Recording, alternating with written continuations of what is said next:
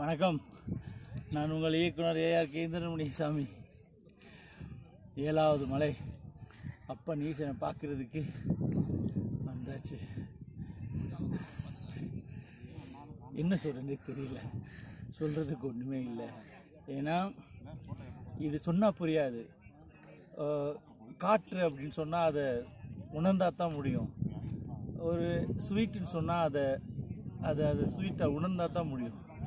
அது மாதிரி இதை உணர்ந்தால் மட்டும்தான் முடியும். வாங்க, கண்டிப்பாக ஒரு முறை நீங்கள் தமிழனாக பிறந்ததா கண்டிப்பாக நீங்கள் இந்த வெள்ளியங்கிரிக்கு ஒரு தடவை நீங்கள் வந்தே ஆகணும். அப்படி ஒரு அற்புதம். 5000 நிமிஷம் நகர்த்தாரு. ஓகே, மேலே பார்த்துட்டு அடுத்த வீடியோ.